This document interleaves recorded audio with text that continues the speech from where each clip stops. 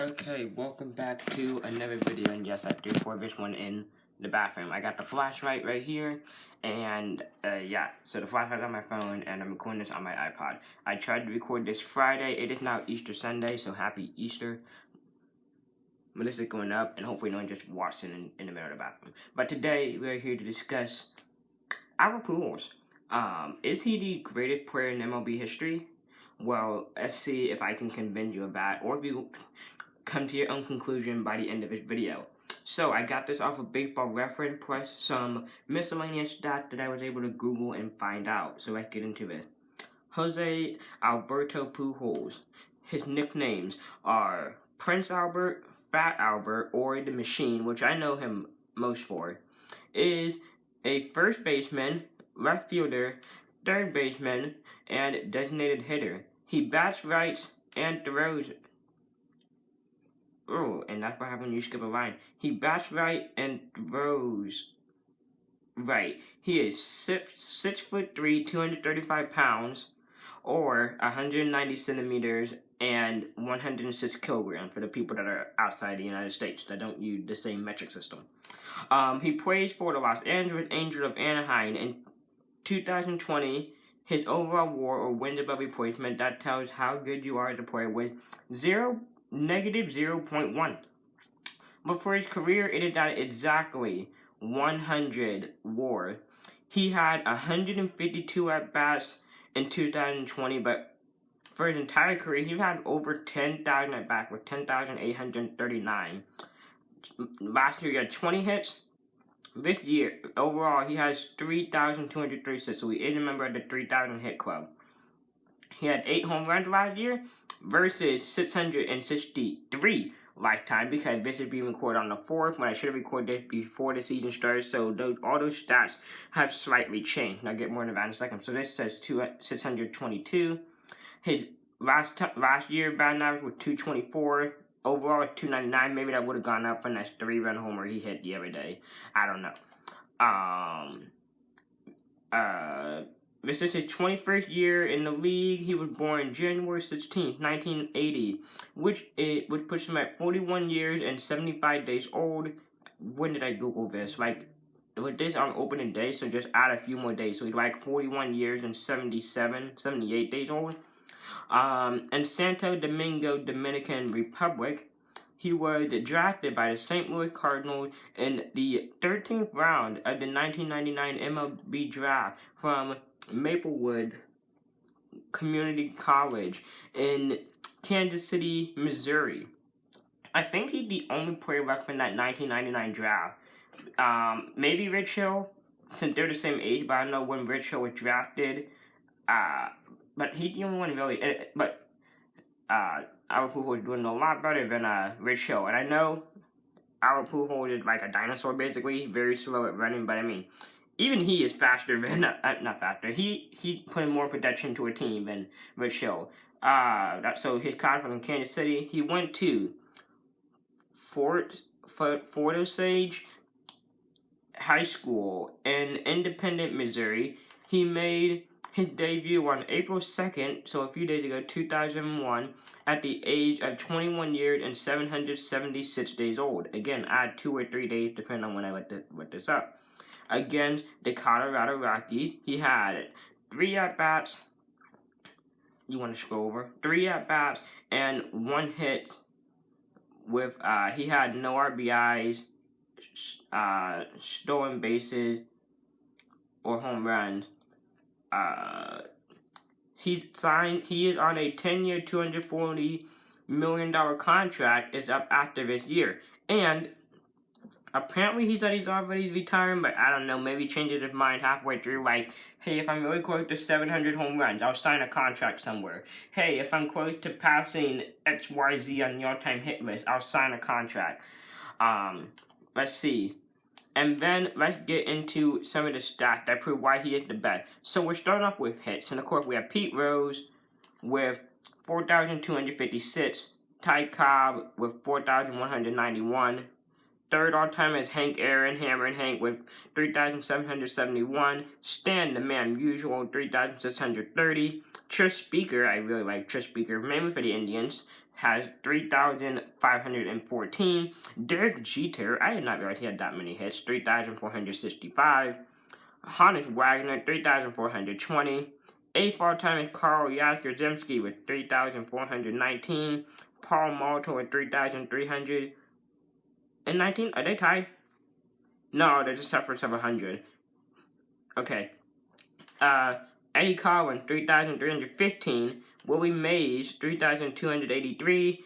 Eddie Murray, 3,255. Matt LaChua. I don't know who in the world you are, but I just like saying your name, LaChua, with 3,243. And that gives us Prince Albert with 3,236. But he had a 3-run homer, as I mentioned, so bump that up to whatever.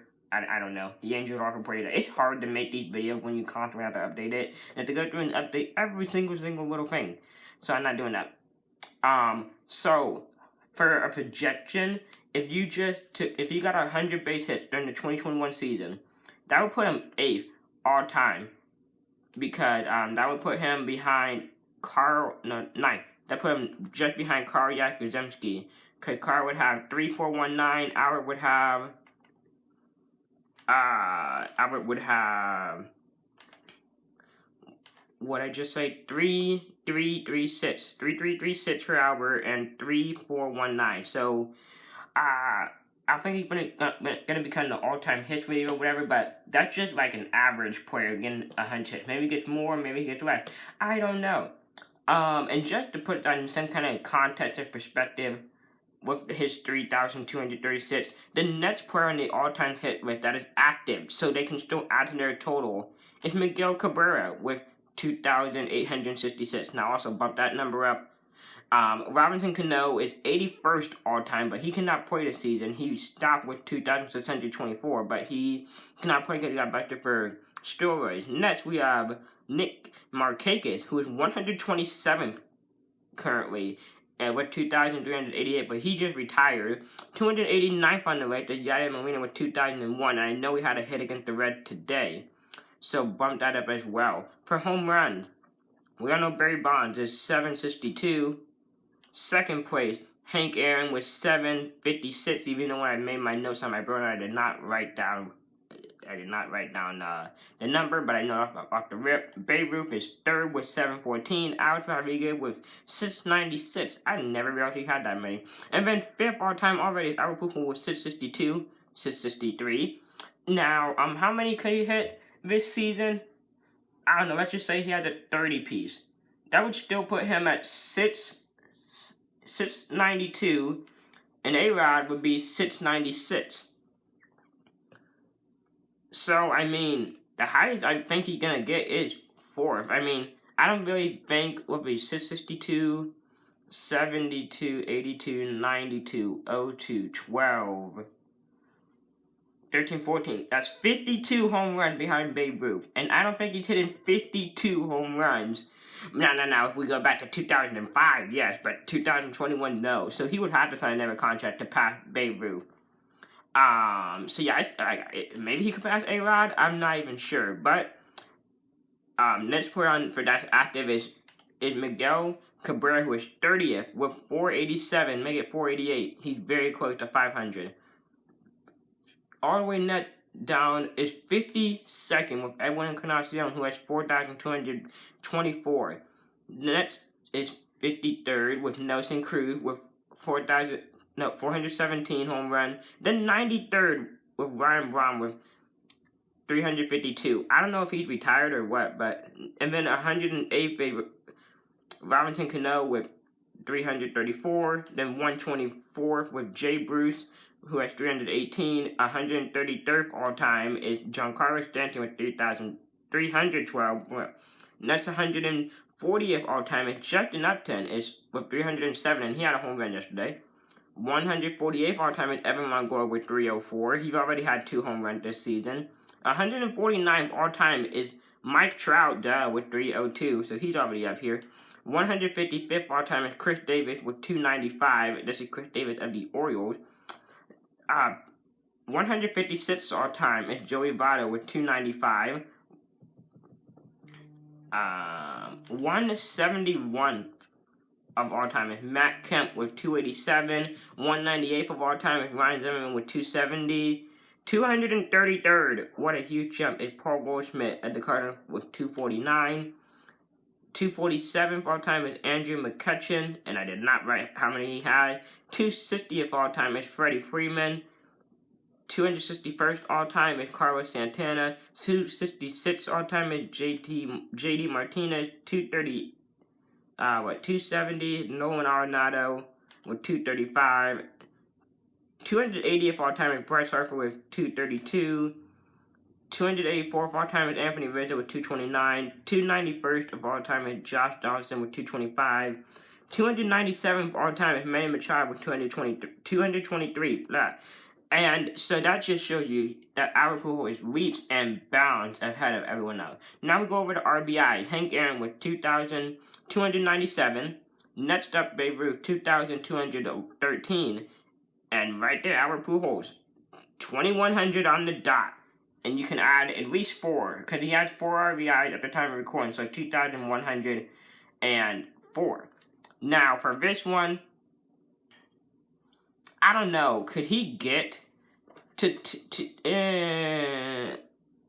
Albert had a 100 RBI season? So that put him at 2,200. So he would, if he was at 2,200, and Ruth is at 2,213, and then of course I don't think no one's ever catching Hank Aaron. He has almost 2,300 with 2,297, but he would he could if he was super productive. I don't even think he could get 100 RBIs honestly. No, like back in the day he could, but he would have to sign another contract. But he would get awfully close to Babe Ruth. Next, 24th all-time Miguel Cabrera with 1,729, and then jumped down to 116 with again Robinson Cano with 1,302, 1,302. 133rd all-time is Edwin Encarnacion with 1,261. 184th all-time Ryan Braun with 1,154. 186th all-time is Nelson Cruz with 1,152.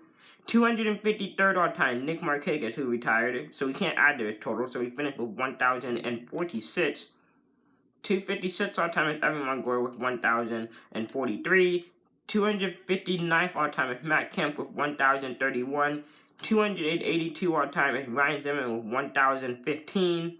And that's for that one. And there for runs, I don't know how far this thing goes down, but Ricky Henderson had the most runs with 2,295. And then Ty Cobb with 2,243. Barry Bonds with 2,227. Hank Aaron with 2,174. Babe Ruth with 2,174. I did not realize they tied. Pete Rose with 2,165. Willie Mays with 2,062. Alex Rodriguez with 2,021. Cap Anson, 1999. Stan the Man Musial with 1949. Derek Jeter with 1923. Lou Gehrig with 1888. Trish Speaker with 1882. Mel Ox, I forgot he was on here, 1859.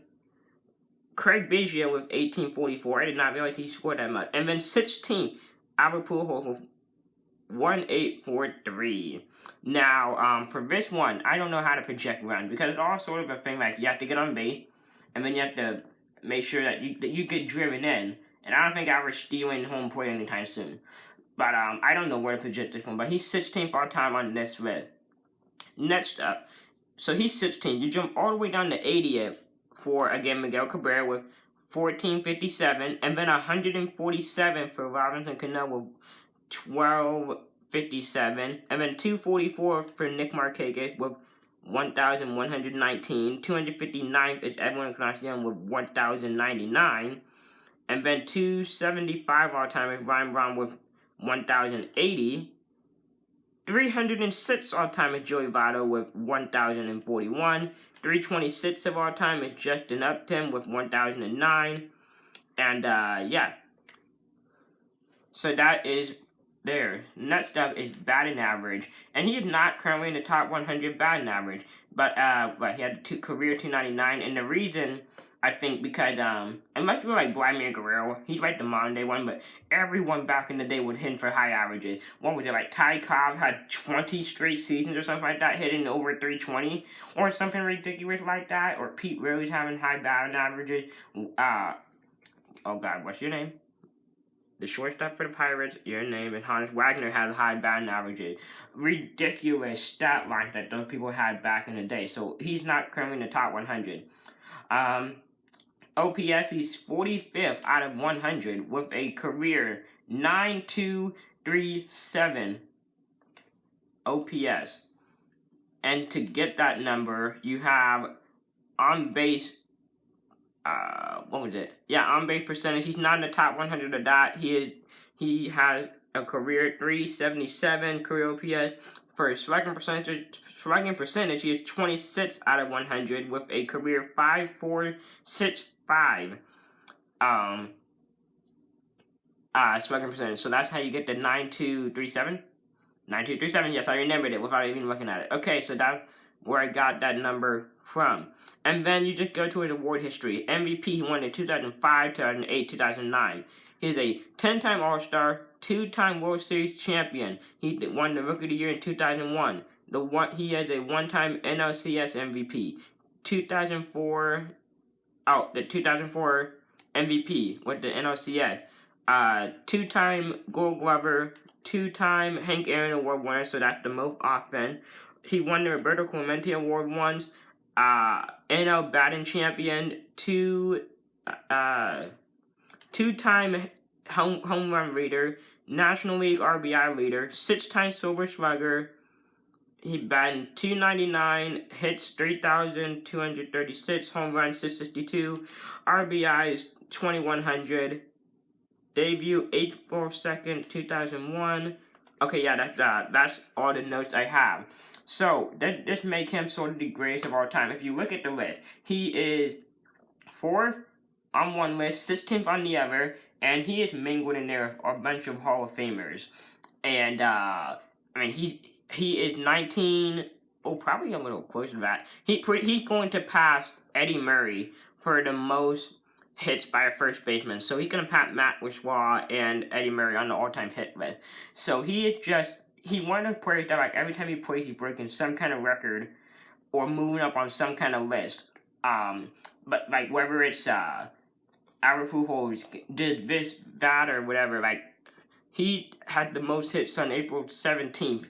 I don't know, I made that one up, but just crazy stats like that, and he just keeps adding to it. He's a for sure Hall of Famer, but I think the only person that is higher than him, the only people that I think are consistently higher than him is Babe Ruth, Hank Aaron, and Barry Bonds. But Barry Bonds uses steroids. Now, apparently they say Barry Bonds was good before the steroids just made him better. So, I mean, you just want to put an asterisk next to it, because I don't think he did the all-time greats like I saw earlier. But yeah, he's higher than people like Roger Hornsby. He's higher than, those power hitters like Frank Thomas. He's higher than Vladimir Guerrero in some aspects. Like, Vladimir Guerrero had a better batting average, but Albert Pujols is the better overall player. And I think just his prime, I guess, that he was able to stay healthy for so long. He might do LeBron James, I guess. Like, I can't really think of Albert having too many injuries. I mean, like when you're older, you get injured more, but you don't play as many games. But I mean, he's still balling at 41, so he's just crushing it. So Albert Pujols, I think, is one of the greatest players of all time. Like, when his career is over, if he doesn't stay true to his word, or I don't even know if it's been confirmed that he is not coming back for a 22nd season, then, I mean, you just have to wait to the end of the season to see the overall resume. But, yeah, he's one of those people that are slam dunk in, like Adrian Beltre, like Ichiro Suzuki. Albert Pujols is in that competition as well. David Ortiz. Is, like, that these people are for sure fire Hall of Famers. CC Sabathia, when Justin Verlander retired, he's for sure. I feel like you can already call Matt Scherzer and Jacob deGrom for sure Hall of Famers. he just sort of had that, like, yeah, you know he's in the Hall of Fame, so we're going to intentionally walk you, like Tony La Russa did a couple days ago when they were playing the White Sox. That's like a show of respect that he is one of the best in the entire game, and you know it. And then he hits 3 on home run, but other than that, he is phenomenal. And yeah, I've never actually seen him play live, but I've seen tons of highlights. He is so good. He is so good. I wonder if he's gonna do like some players do when they take a contract with the team that first drafted them or the team that they spent the bulk of their career with, and play one final season in St. Louis. That would be really cool. But I would for sure be going to a game. What would that be? 2022, I'd be graduated, so I wouldn't have school, so I could go to a Cardinals game. Like summer 2022. That sounds awesome. If Albert Pujols does that. I mean, I know he had the standing ovation when they went back there in 2019, but if Albert could play one more season in St. Louis, that'd be really cool. I don't know, he can't get another $240 million contract, but I mean, he took a pay cut. I mean, he's probably satisfied with money, but he is just so good in the charity and stuff he has. He's so good. Oh, one of the best of all time. So yeah, that's where I'm ending this one right here. I'll see you guys in another video. Bye.